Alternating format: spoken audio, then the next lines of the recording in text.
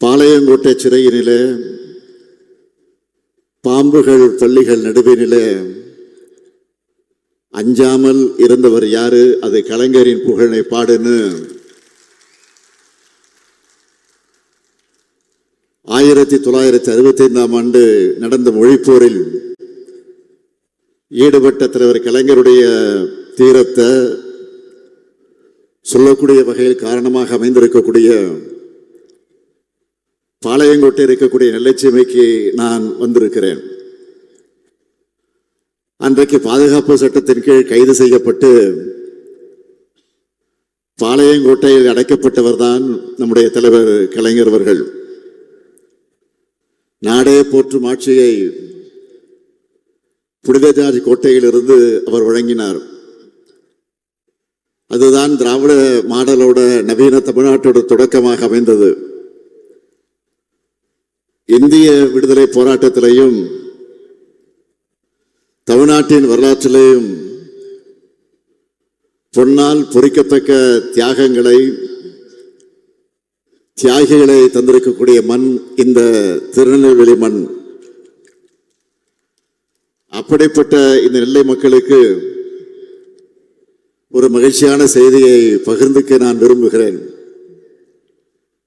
இந்த நெல்லையின் அடையாளமாக விளங்குகிறது நெல்லையப்பர் கோயில். 7ஆம் நூற்றாண்டுல நின்று சீர் நெடுமாற பாண்டியரால் கட்டப்பட்ட இந்த கோயில 700 ஆண்டுகளுக்கு பிறகு புதுப்பிச்சு திருப்பணிகள் செஞ்சவர் நம்முடைய தலைவர் கலைஞர் அவர்கள். நெல்லையப்பர் கோயிலோட வெள்ளித்தேர் 1991 தீபத்தில் எரிஞ்சு போனது. கடந்த பிப்ரவரி மாதம் தான் இதே நெல்லைக்கு வந்தப்போ மீண்டும் அந்த வெள்ளித்தேர் ஓடும்னு அறிவிச்சேன். மகிழ்ச்சியோடு சொல்றேன், இப்போ அதுக்கான பணிகள் எல்லாம் முடிஞ்சிடுச்சு. இன்னும் சில நாட்கள்ல, அதாவது ஜனவரி மாதத்துல முதல் வாரத்தில் இருந்து அந்த வெள்ளித்தேர் ஓடும்னு மகிழ்ச்சியோடு நான் தெரிவிக்க விரும்புகிறேன். இப்போ நான் மகிழ்ச்சியில் மட்டுமல்ல பெருமையாகவும் இருக்கிறேன். அதுக்கு என்ன காரணம்னா, நேற்று பொருணை அருங்காட்சியகத்தை திறந்து வச்சு பெருமிதத்தில் கம்பீரமாக உங்கள் முன்னாலே நான் நின்று கொண்டிருக்கிறேன். பொருணை தமிழர்களுடைய பெருமை, இந்திய துணைக்கண்டத்தினுடைய வரலாறு இனிமே தமிழ் நிலத்திலிருந்து தான் தொடங்கி எழுதப்படணும் என்ற நம்முடைய வாதத்துக்கான சான்றுகளை அறிவியல் பூர்வமாக நாம் நிறுவியிருக்கிறோம். நாம ஏன் கீழடி பொருணைன்னு நம்முடைய வரலாற்று தரவுகளை தொடர்ந்து உறக்க பேசிட்டு இருக்கோம்? தமிழர்களான நம்முடைய பண்பாடு தனித்துவமானது, முற்போக்கானது, இந்திய துணைக்கண்டத்தோட நாகரிகத்தினுடைய தொட்டிலாகவும் உச்சமாகவும் இருந்தது நம்முடைய தமிழ் மாநிலம்தான். அதுக்கு பல இலக்கிய சான்றுகள் இருக்கிறது. ஆனால் இலக்கியம் மட்டுமே ஒருபோதும் வரலாற்று சான்றாகாது. எனவே அதை அறிவியல் ரீதியாக மெய்ப்பிக்கவும் தொல்லியல் சான்றுகளை சேகரிக்கவும் நாம் மேற்கொள்ளக்கூடிய காலப்பயணம்தான் அகழாய்வுகள். இந்த நிலையிலே தான் கீழடை தொடங்கி பல வரலாற்று இடங்கள்ல நாம் மேற்கொள்ளுகிற அகழாய்வுகளுக்கு ஒன்றிய பாஜக அரசு எப்படியெல்லாம் தடை போடுறாங்கன்னு தொடர்ந்து அம்பலப்படுத்திக்கிட்டு இருக்கோம். அவங்களுடைய எண்ணம் என்ன? தமிழர்களுடைய வரலாற்று தொன்மையை நிரூபிக்கக்கூடிய ஆய்வுகள் எதுவும் நடக்கக்கூடாது. மீறி நடந்தாலும் அந்த ஆய்வு முடிவுகள் வெளியிலே வந்துவிடக்கூடாது. இப்படிப்பட்ட எண்ணம் கொண்ட தமிழ் மீதும் தமிழக மீதும் வெறுப்போடு செயல்படுகிற எதிர்த்துத்தான் நாம் இன்றைக்கு உறுதியோடு எதிர்த்து போராடிக்கிட்டு இருக்கிறோம். இல்லாத சரஸ்வதி நதி நாகரிகத்தை தேடி அலைகிறவங்களுக்கு கண் முன்னே நாம் வெளியிடுகிற ஆய்வுகள் தெரிகிறதில்லை. அதுக்காக நாம் சோர்ந்து போய்விட முடியுமா? நம்முடைய கடமையிலிருந்து நாம் பின்வாங்க முடியுமா? நம்முடைய வரலாற்றை விட்டு கொடுத்துட முடியுமா? நிச்சயம் முடியாது. 2000 ஆண்டுகால சண்டை இது. இதுல நாம் தோற்ற மாட்டோம். நாமும் தொடர்ந்து அடுக்கடுக்கான சான்றுகளை வெளியிட்டுக் கொண்டே இருக்கிறோம். சான்றுகளை ஆய்வறிக்கைகளை வெளியிட்டா மட்டும் போதுமா? அறிவுத்தரத்தில் போராடி கொண்டிருந்தால் போதுமா? அதையெல்லாம் மக்கள் மன்றத்தில் கொண்டு வந்து வைத்து இன்றைக்கு அந்த பணியை நிறைவேற்றி கொண்டிருக்க. அதற்காகத்தான் அருங்காட்சியகங்களை அமைச்சுக்கிட்டு இருக்கோம். 13 ஏக்கர் நிலப்பரப்பில் 54,296 சதுரடி பரப்பளவில் பொருணை அருங்காட்சிய அரங்கத்தை நான் திறந்து வச்சேன். தமிழ்நாட்டின் முதலமைச்சரா, தமிழகத்தினுடைய தலைமை இயக்கமான திராவிட முன்னேற்ற கழகத்தின் தலைவராக மட்டுமல்ல, ஒரு தமிழனாகவும் நான் இன்றைக்கு பெருமைப்படுகிறேன். நான் இங்கே கேட்க விரும்புவது, உரிமையோடு உங்களை எல்லாம் பார்த்து கேட்க விரும்புவது, நீங்க எல்லாரும் குடும்பத்தோட போய் இந்த அருங்காட்சியகங்களை பார்க்கணும். பார்ப்பீங்களா? பார்த்தே தீரணும். இந்த நேரத்தில் இன்னொரு விஷயத்தை நான் குறிப்பிட்டாகணும். கடந்த 2021ஆம் ஆண்டு ஒன்றிய பட்ஜெட்ல ஆதிச்சநல்லூர் அருங்காட்சியகம் அமைக்க அறிவிப்பு வந்துச்சு. அந்த பணிகள் இப்ப எந்த நிலையில் இருக்கு? இன்னும் அதற்கான பணிகள் எதுவும் தொடங்கல. ஆனா நாம் ஆட்சி பொறுப்புக்கு வந்த பிறகு தமிழ்நாடு தொழில்துறை சார்பில் சிவகளை உள்ளிட்ட அகழாய்வுகளை மேற்கொண்டு இப்போ உலகமே திரும்பி பார்க்கக்கூடிய அளவுக்கு பொருணை அருங்காட்சியகத்தை உருவாக்கி இருக்கிறோம். அதனால இந்த நேரத்தில் மாண்புமிகு மோடி அவர்களையும், மாண்புமிகு நிதியமைச்சராக இருக்கக்கூடிய திருமிகு நிர்மலா சீதாராமன் அவர்களையும் தமிழ்நாட்டில் கட்டியிருக்கக்கூடிய பொருணை அருங்காட்சியகத்துக்கு, கீழடி அருங்காட்சியகத்துக்கு வந்து பார்க்கணும். இந்த கூட்டத்தின் மூலமாக, இந்த விழாவின் மூலமாக நான் அன்போடு அவர்கள் அழைக்கிறேன். நீங்க வந்து பார்த்தாதான் தமிழருடைய நாகரிகத்தை எந்த அளவுக்கு தொன்மை கொண்டதுன்னு தெரியும். இதை மிகச்சிறப்பாக உருவாக்கி இருக்கக்கூடிய நம்முடைய மாண்புமிகு நிதியமைச்சர் தங்கம் தென்னரசு அவர்களுக்கும், கட்டி எழுப்பியுள்ள மாண்புமிகு அமைச்சர் ஏவா வேலு அவர்களுக்கும், அரசு அளவில் அனைவருக்கும் என்னுடைய பாராட்டுக்களை, வாழ்த்துக்களை நான் தெரிவித்துக் கொள்ள விரும்புகிறேன். அமைச்சர் தங்கம் தென்னரசு அவர்கள் தமிழ் ஆர்வலர், தொல்லியல் ஆய்வாளர், இயற்கையின் காதலர்னு பன்முகம் கொண்டவர். இப்படி தமிழ் மேலையும் தொல்லியல் துறையிலையும் பர்சனலா ஆர்வம் கொண்ட ஒருத்தர் இந்த துறைக்கு அமைச்சராக கிடைத்திருப்பதில் நான் மிகுந்த மகிழ்ச்சி அடைகிறேன். அதேபோல் தொல்லியல் துறையுடைய செயலாளராக இருக்கக்கூடிய நிதித்துறையுடைய செயலாளர் திரு உதயசந்திரன் ஐஏஎஸ் அவர்களும், அவரும் ஒரு தொல்லியல் ஆய்வாளர் தான். தமிழ்நாட்டின் தனிப்பெருமையை உலகம் ஏற்றுக்கொள்ளக்கூடிய வகையில் உயர்த்தி காட்ட வேண்டும் என்று அக்கறை கொண்டவர் உதயசந்திரன் அவர்கள். இப்படிப்பட்ட 2 பேரும் சேர்ந்து ஏற்கனவே கீழடி அருங்காட்சியகத்தை உருவாக்கி பார்வையாளர்கிட்ட அது செம்மையிட்டாயிருக்குது. இப்போ பொருணை அருங்காட்சியகத்தை உருவாக்கி தமிழ் சமுதாயத்துக்கு ஒரு மாபெரும் வரலாற்று கடமையை ஆற்றியிருக்காங்க. நம்முடைய திராவிட மாடல் அரசு என்பது ஒரு கட்சியின் அரசு அல்ல, இனத்தினுடைய அரசுன்னு நான் தொடர்ந்து சொல்கிறேன். அதுக்கான பெருமையை சாட்சி தான் கீழடியும் இங்கே அமைந்திருக்கக்கூடிய பொருணை அருங்காட்சியகம். வெளியில நம்ம எதிர்க்கக்கூடியவங்க, விமர்சனம் செய்யக்கூடியவங்க, தமிழனால திமுக தாயா, வேற யாராலையும் இதையெல்லாம் யோசிக்க முடியாதுன்னு மனசுக்குள்ள நிச்சயம் பாராட்டி கொண்டிருப்பாங்க.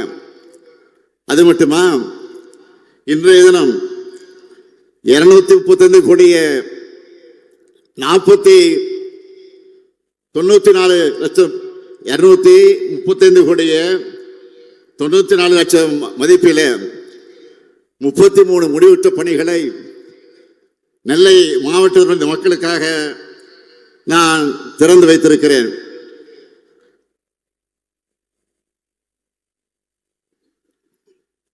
அதில் குறிப்பிட்டு சொல்லணும்னா, நெல்லை பன்னோக்கு மருத்துவமனையில் இதயம், நரம்பு, சிறுநீரகம், கல்லீரல் குறைபாடு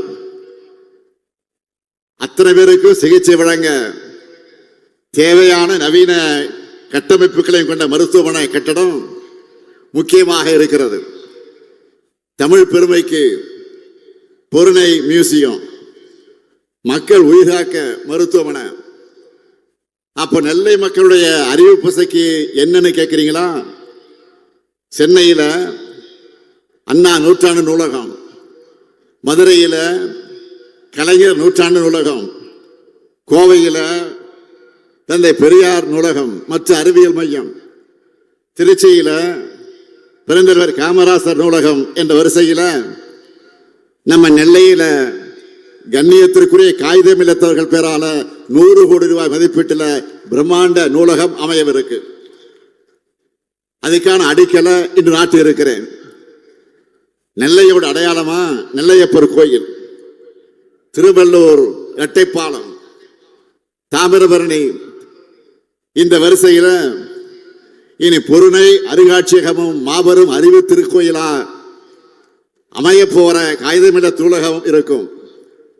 நெல்லைக்கு மட்டுமல்ல, பக்கத்தில் இருக்கக்கூடிய தென்காசி, தூத்துக்குடி, கன்னியாகுமரி உள்ளிட்ட தென் மாவட்டங்களை சார்ந்த மாணவர்கள், இளைஞர்கள் இதனால பெரிய அளவில் பயனடைவாங்க. மொத்தம் 356 கோடியே 59 லட்சம் ரூபாய் மதிப்பில் புதிய திட்டப்பணிகளுக்கு அடிக்கல் நாட்டி இருக்கிறேன். 45,477 பயனாளிகளுக்கு 101 கோடி 49 லட்சம் ரூபாய்க்கு நலத்திட்ட உதவிகளையும் வழங்கக்கூடிய முப்பெரு விழாவாக இந்த அரசு விழாவை மிக சிறப்பான வகையில் ஏற்பாடு செய்திருக்கக்கூடிய இந்த மாவட்டத்துடைய பொறுப்பு அமைச்சர், நம்முடைய சீனியர் அமைச்சர்களை ஒருத்தராக விலகிக் கொண்டிருக்கக்கூடிய KN நேரு அவர்களையும் நான் இந்த நேரத்தில் பாராட்டுகிறேன், வாழ்த்துகிறேன். அனுபவமிக்க சிறந்த செயல் வீரர் உங்க மாவட்டத்துக்கு பொறுப்பு அமைச்சராக கிடைச்சிருக்கிறார். அவர் கையில பெரிய துறை இருக்கு.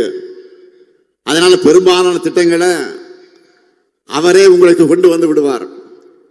சீனியர் மினிஸ்டர் என்கிற காரணத்தால் மற்ற அமைச்சர்களிடத்தில் மிரட்டி உருட்டி கனிவா பேசி கொண்டு வந்துடுவார். இங்க நாம நடைமுறைப்படுத்தி வரக்கூடிய திட்டங்களை பார்த்தாலும் நேருவோட எஃபெக்ட் தெரியும். விழாவை சிறப்பாக ஒருங்கிணைச்சிருக்கக்கூடிய அவருக்கும், அதேபோல் மாவட்ட ஆட்சியர் சுகுமார் அவர்களுக்கும், இவர்களுக்கெல்லாம் துணையாக இருக்கக்கூடிய அனைத்து துறை அரசு அதிகாரிகளுக்கும் என்னுடைய மனமார்ந்த பாராட்டுக்களையும் வாழ்த்துக்களை நான் தெரிவித்துக் கொள்ள விரும்புகிறேன். 16 ஆண்டுகளுக்கு முன்னாடியே முதலமைச்சர் கலைஞர் அவர்கள் தாமிரபரணி ஆற்றின் வெள்ள உபரி நீரை வறண்ட பகுதிகளுக்கு கொண்டு போக 369 கோடி ரூபாய் ஒதுக்கி தாமிரபரணி, கருமணியாறு மற்றும் நம்பியாறு வெள்ள உபரி நீர் திட்டத்தை தொடங்கி வச்சார். 2021 நம்ம திராவிட மாடல் ஆட்சி பொறுப்பேற்ற உடனே இதுக்காக தனியாக அலுவலர்களை நியமித்து விரைந்து முடிக்க நான் உத்தரவு போட்டேன்.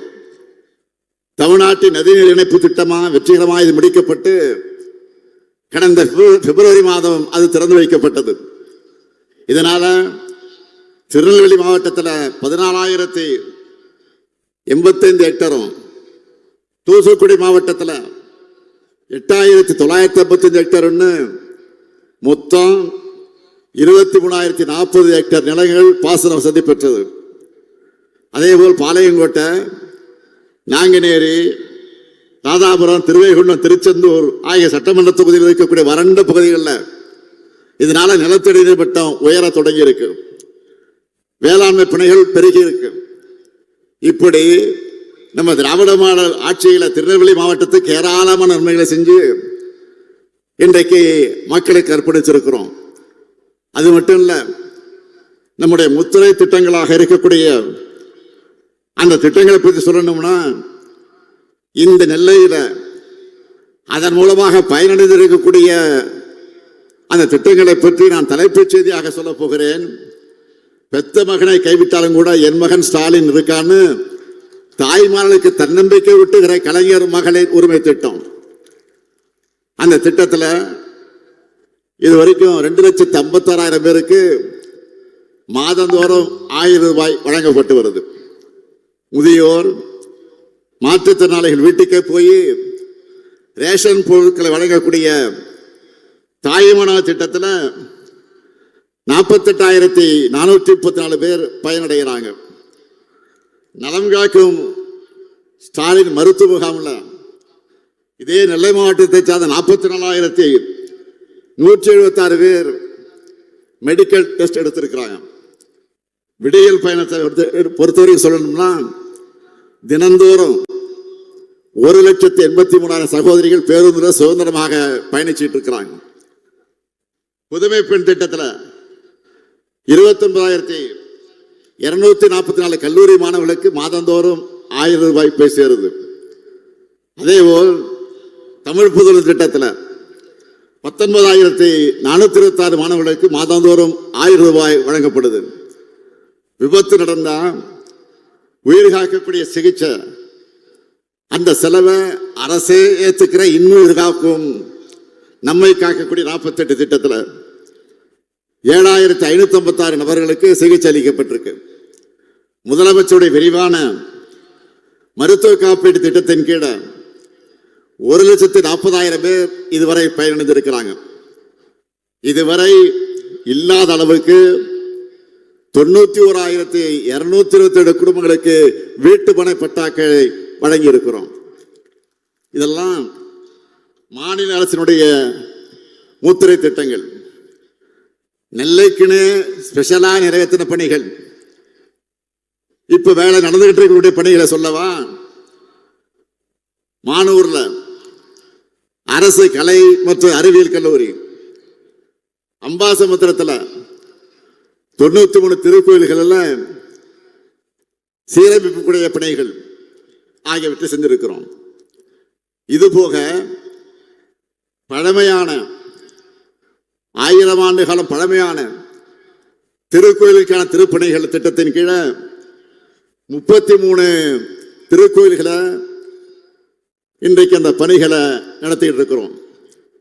605 கோடி ரூபாய் மதிப்பீட்டில் 6 ஊராட்சி ஒன்றியங்களுக்கான கூட்டு குடிநீர் திட்ட பணிகள், 421 கோடி ரூபாய் மதிப்பில் களக்காடு நகராட்சி மற்றும் 7 பேரூராட்சிக்கான கூட்டு குடிநீர் திட்ட பணிகள், மணிமுத்தாரண பகுதியில் சாகச சுற்றுலா வசதிகள், பல்லுயிர் பூங்கா உள்ளிட்ட வசதிகளோட சுற்றுச்சூழல் சுற்றுலாத்தல மேம்பாடு,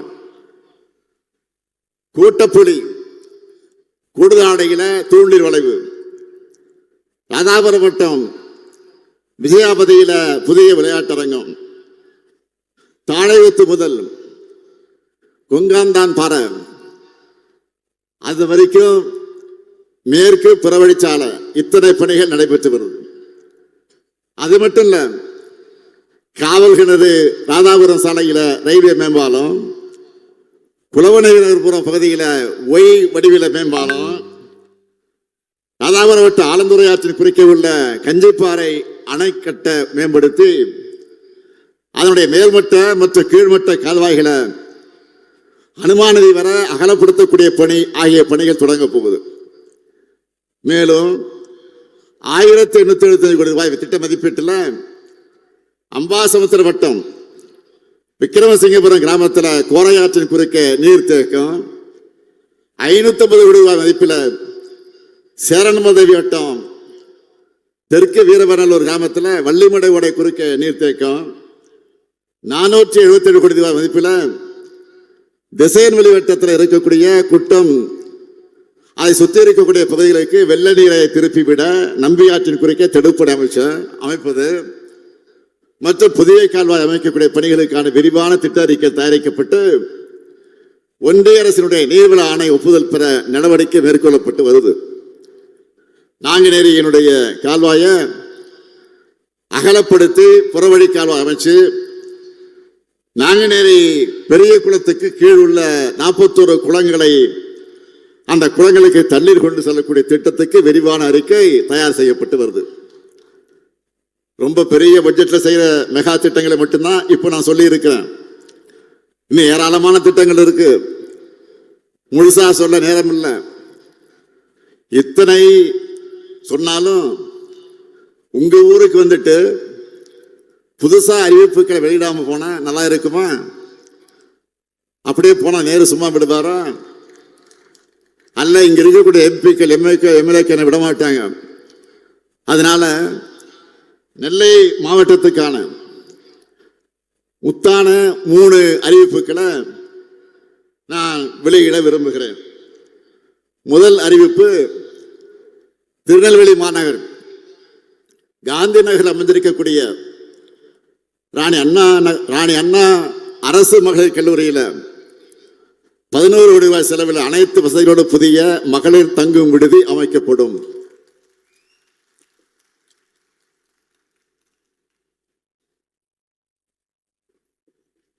இரண்டாவது அறிவிப்பு, சேரன்மாதேவி வட்டம் முக்கூடல் பாப்பாக்குடி கிராம விவசாயிகள் பயன்பெறக்கூடிய வகையில் காங்கேயன் கால்வாய் மற்றும் வெள்ளோடையை மேம்படுத்தக்கூடிய பணிகள் 4 கோடியே 1 லட்சம் ரூபாய் மதிப்பீட்டில் மேற்கொள்ளப்படும். மூன்றாவது அறிவிப்பு, நாங்குநேரி மற்றும் ராதாபுரம் வட்ட விவசாயிகளுடைய கோரிக்கை ஏற்று 5 கோடி ரூபாய் செலவில் வள்ளியூர் பெரியகுளம் மற்றும் வள்ளியூரான் கால்வாய் ஆகியவை புனரமைக்கப்படும் என்று மகிழ்ச்சியோடு தெரிவிக்கிறேன். இப்படி மக்களுக்கு தேவையானதை பார்த்து செய்து தரக்கூடிய மக்களாட்சியை நாம நடத்திக்கிட்டு இருக்கோம். இதுக்கு அப்படியே நேர்மாறாக மக்கள் விரோத ஆட்சியா ஒன்றிய அரசு இன்றைக்கு நடைபெற்றுக் கொண்டிருக்கு. இந்திய கிராமங்களுடைய உயிர்நடையாக இருந்து பல கோடி ஏழை மக்களுடைய வறுமையை போக்கின மகாத்மா காந்தி 100 நாள் வேலை திட்டத்தை இப்போ பாஜக அரசு திட்டமிட்டு முடக்கி இருக்கிறாங்க. மகாத்மா காந்தியுடைய பெயரையே நீக்கி பெரும்பாலான இந்திய மக்களுக்கு புரியாத இந்தி பேரை வேற வச்சிருக்கிறாங்க. மதச்சார்பின்மை, ஒற்றுமை என்ற சொற்கள் அது பாஜகவுக்கு பிடிக்காது. அதனால அதையெல்லாம் வாழ்நாளெல்லாம் வலியுறுத்தின காந்தியை அவங்களுக்கு பிடிக்காது. உலகம் முழுக்க இந்தியாவோட அடையாளமா இருக்கிற தேசத்தந்த காந்தியோட பேரையே இன்றைக்கு நீக்கி இருக்கிறாங்க. காந்தியோட பேரை நீக்கினது மட்டும் இல்ல, 100 நாள் வேலை திட்டத்தின் உண்மையான நோக்கத்தையே காலி பண்ணிட்டாங்க, அழிக்கிறாங்க. கடந்த 10 ஆண்டுகளா இந்த திட்டத்தை பல்வேறு கோணங்கள்ல கெடுத்தாங்க, பல வகையில நாசப்படுத்தினாங்க. ஆட்களை குறைச்சாங்க, வேலை நாட்களை குறைச்சாங்க, சரியாக சம்பளம் தரல, சரியா அங்கிருந்து முறையாக வர வேண்டிய நிதி ஒதுக்கீடு செய்யல. இன்னும் சொல்லணும்னா ஒன்றிய அரசு தர வேண்டிய நிதியை கூட மாநில அரசு தான் அந்த நிதியை சமாளிச்சு தந்தோம். இப்படி கொஞ்சம் கொஞ்சமா நாசம் பண்ண இந்த திட்டத்துக்கு இப்ப மொத்தமா மூடு விழா நடத்திட்டாங்க. இனிமே மாநில அரசு 40 விழுக்காடு நிதி தரணுமா? ஏற்கனவே நிதி நெருக்கடி உருவாக்கி நிதி ரிலீஸ் பண்ணாம நிறுத்தி வச்சு நம்ம முடக்க பார்க்கிறவங்க இப்போ கூடுதல் சுமைய நம்ம தலையில கட்டுறாங்க. அறுவடை காலங்களில் 60 நாட்கள் வேலை எதுவும் வழங்கப்படாதுன்னு வேற மாற்றம் செஞ்சிருக்கிறாங்க. இதனால் வேளாண் பணி செய்தவங்க வாழ்வாதாரம் பெரிய அளவில் பாதிப்பை சந்திக்கிறாங்க. மொத்தத்தில் ஏழைகளுக்கு ஒன்றிய பாஜக அரசுக்கும் எந்த சம்பந்தமும் இல்லைன்னு கை கழுவி இருக்கிறாங்க. நாடாளுமன்றத்திலையும் இதை பற்றி முறையாக விவாதிக்காம அக்கிரமம் பண்ணாங்க, நிறுத்திட்டாங்க. இதோட விளைவுகள் யாரும் இது நினைச்சு பார்க்க முடியாத அளவுக்கு மோசமாக இருக்கிறது. அதனால அரசியல் இயக்கங்கள் எல்லாம், செயற்பாட்டாளர்கள், உலக புகழ்பெற்ற பொருளாதார அறிஞர்கள், நோபல் பரிசு பெற்றிருக்கக்கூடிய வல்லுநர்கள் எல்லாம் பலரும் ஒன்றிய பாஜக அரசு முடிவு எதிர்த்து குரல் கொடுத்திருக்கிறாங்க. இது ஒரு வரலாற்று தவறுன்னு எச்சரிக்கை மணியை ஒழிச்சிருக்கிறாங்க. இந்த நிலையில தான் வருகிற 24ஆம் தேதி 100 நாள் வேலை திட்டத்தை நிறுத்துறதுக்கு எதிராக நம்முடைய திராவிட முன்னேற்ற கழகத்தின் தலைமையில் அமைந்திருக்கக்கூடிய மதச்சார்ப கூட்டணியின் சார்பில் தமிழகம் முழுவதுமாக நாம் ஒரு மிகப்பெரிய ஆர்ப்பாட்டத்தை நடத்த வேண்டும் என்று அறிவிச்சிருக்கிறோம். ஆனா இதை பத்தி மூச்சு விட கூட விட முடியாமல் இருக்கிறார். யாரு? போலி விவசாயி பழனிசாமி. உண்மையான விவசாயியும் நான் தான் விவசாயின்னு சொல்றாரு. நானும் கேடிதான், நானும் திருடன் தான் சொல்லி சொல்ற மாதிரி நானும் விவசாயி தான் சொல்லிக்கிட்டே இருக்கிற இது வரைக்கும் வாய்த்திருக்கல. ஏற்கனவே விவசாயிகளுடைய உரிமையை பறிக்க அவங்களால நடுத்தூரை நிறுத்தி பெரிய போராட்டத்தை நடத்தினாங்க. எதுக்கு? 3 வேளாண் சட்டத்தை பாஜக அரசு கொண்டு வந்துச்சப்போ அதுக்கு பாஜக காரங்களெல்லாம் மூக்கு மேல விரல் வைக்கக்கூடிய அளவுக்கு முட்டு கொடுத்தார். யாரு? பழனிசாமி. என்ன சொன்னாரு? நியாயப்படுத்தினாரு. போராடுறவங்கெல்லாம் புரோக்கர்னு சொன்னாரு. அது மட்டுமா, சிறுபான்மையினருக்கு இலங்கை தமிழர்களுக்கு எதிரான குடியுரிமை திருத்த சட்டத்தை பாஜக கொண்டு வந்தப்போ நாடு முழுக்க போராட்டம் நடந்துச்சு. ஆனா இதனால எந்த முஸ்லீமும் பாதிக்கப்பட மாட்டார் மனசாட்சி இல்லாம சொன்னவர் யாரு? பழனிசாமி.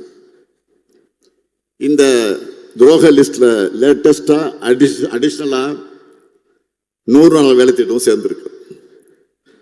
பாஜக அரசு பல கோடி ஏழை மக்களோட வயிற்றுல அடிக்கிறப்ப கூட அதை எதிர்க்க துணிச்சல் இல்லாம அநியாயத்துக்கு துணை போகிற இந்த செயலை மக்கள் மறக்கவோ மன்னிக்கவோ மாட்டாங்க. எனவேதான் மக்கள் சக்தியின் துணையோடு இந்த சட்டத்தையும் திரும்ப பெற வைப்போம். இது எங்களுடைய லட்சியம். ஜிஎஸ்டி அடாவடி ஆளுநர், மெட்ரோ நிராகரிப்பு அப்படின்னு ஒன்றிய பாஜக எத்தனை நெருக்கடிகள் ஏற்படுத்தினாலும் போராடி வாதாடி திட்டமிட்டு அனைத்து வகையிலும் தமிழ்நாட்டை முன்னேறிய மாநிலமாக நாம் உயர்த்தி காட்டிக் கொண்டிருக்கிறோம். இந்தியாவிலேயே நம்பர் 1 மாநிலம்னு நாம சொல்லல, ஒன்றிய அரசின் அறிக்கையிலேயே அறிவிச்சிருக்கிறாங்க. நம்ம எதிர்க்கிறவங்க கூட மறக்க முடியாத அளவுக்கு வெற்றி என்பதுதான் திராவிடனுடைய கெத்து. அடுத்து அமைய போறது நம்முடைய ஆட்சி தான். உறுதியா சொல்றேன், திராவிட மாடல் 2.0 இன்னும் பல மகத்தான திட்டங்கள் வரப்போகுது. கலைஞர் மகளிர் உரிமை தொகையை இதுவரை 1,13,00,000 சகோதரிகளுக்கு கொடுத்துட்டு இருந்தோம். இந்த மாசத்திலிருந்து கூடுதலா எவ்வளவு கொடுக்கிறோம்? 16 லட்சம் பேருக்கு அதிகமாக மாசம் 1000 ரூபாய் கொடுக்கிறோம். நம்முடைய திட்டத்தை இந்தியாவில் பல மாநிலங்களை ஃபாலோ பண்ண ஆரம்பிச்சிட்டாங்க. பாஜக ஆட்சியர் ஒரு மாநிலத்தில் கூட கொடுத்துட்டு இருந்தாங்க. அதான் இப்ப திருப்பி கேட்கிறாங்க அதை கொடுத்தத. ஆனா நம்ம கூடுதலா கொடுக்கிறோம். இப்போ திருப்பி கேட்கல, கூடுதலா கொடுக்கிறோம். இதான் திமுக ஆட்சி, தான் திராவிட மாடல் ஆட்சி, இதுதான் தமிழ்நாடு. உங்களுடைய அசைக்க முடியாத ஆதரவோடு இது என்றும் தொடரும். எத்தனை தடைகள் வந்தாலும் திராவிட மாடலால் தமிழ்நாடு வெல்லும், தமிழ்நாடு வளரும். நன்றி, வணக்கம்.